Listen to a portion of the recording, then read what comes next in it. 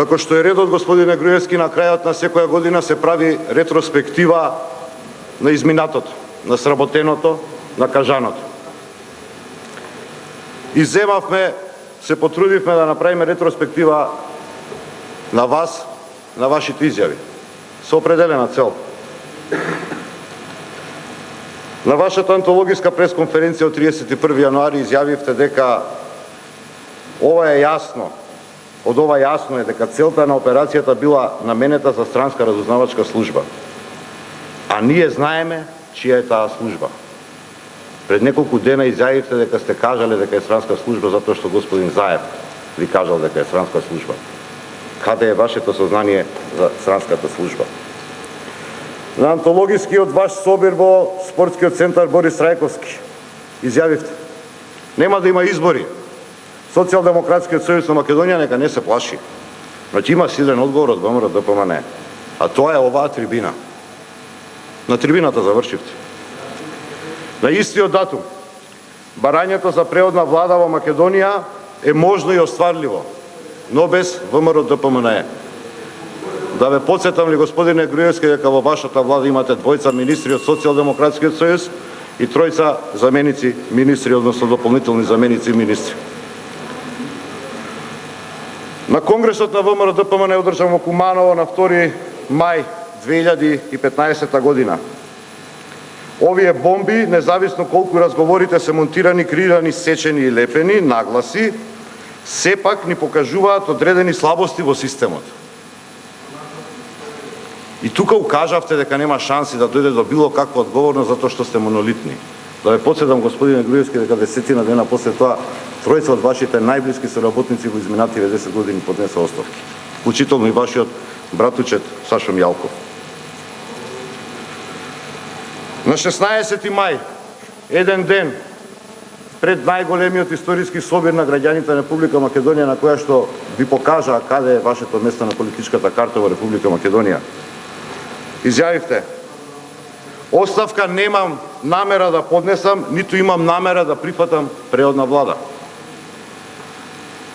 Понатаму, господине Груевски, на 30 мај оваа година изјавивте: нашиот став беше и ќе биде дека влада може да состави само народот и граѓаните на Република Македонија и дека не може определени политички партии да прават математики, проценки или планови за создавање или влегување во влада без да ја добијат поддршката од граѓаните на изборите.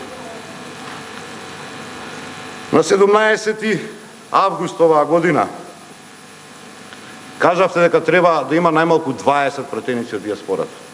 Законското решение што го усвоивме во ова собрание со ваша согласност формално како резултат на договорите е дека најверојатно ќе имаме само еден пратеник од диаспората во собранието на Република Македонија.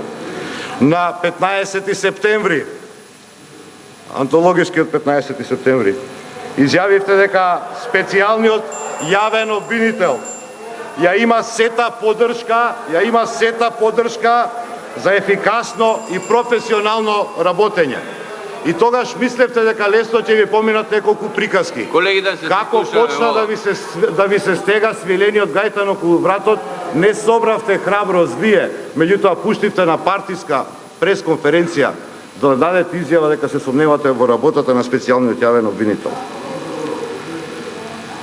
И така натаму, господине Груевски, и така натаму, до таа мера што стасавте да не убедувате дека вие сте биле тие кои што сте се залагале дека во Република Македонија мора да има предвремени парламентарни избори.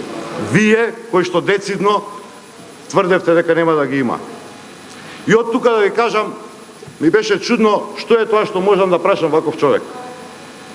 Што е тоа што може да ми одговори човек кој што нема минимум конзистентност во своите политики и во своите политички ставови. Затоа што, господине Груевски, досега немате собрано храброст да се појавите јавно, да дадете одговори на прашања кои што ги немате нарачано. Од македонското општество и од македонската држава создадовте општество и држава во која што нема дебата. 12 години сте председател на ВМРО-ДПМНЕ, немате собрано храброст еднаш да излезете на директен политички дуел со вашиот политички опонент. Како што е ред, како што е нормално, како што заслужува една демократска држава, за каква што се бориме да биде Република Македонија.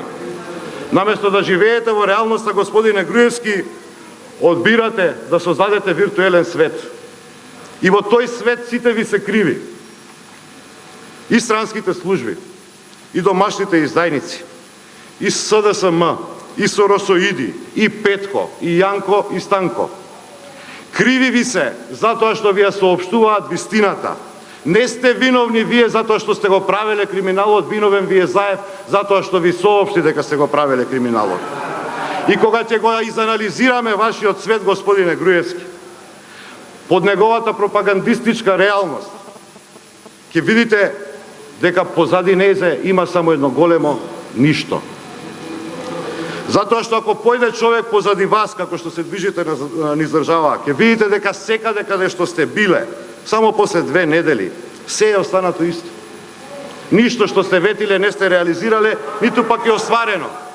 Ги подценувате граѓаните на Република Македонија, го подценувате македонскиот народ.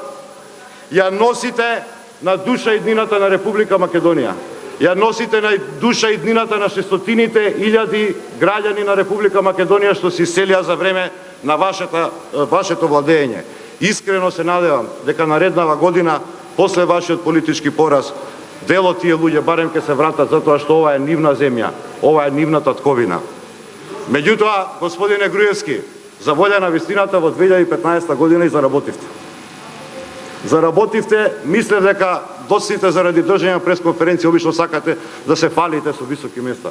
Заработивте делба на 2-то и 3-то место на најкорумпиран политичар во светот. И тоа е она што го заработивте. Затоа стварно не знам што да ве праша човек, господине Груевски, зашто немате храброст да одговорите за парцелите на Водно. Немате храброст да одговорите кој е газда на вашиот кум 3 месеци од кога ви имам прашано. Да знаеме кои се собственици на фирмата од Белизе што ги купи парцелите од Водно. Немате храброст, господине Груевски, да кажете дека Мерцедесот го имате купено за собствени потреби.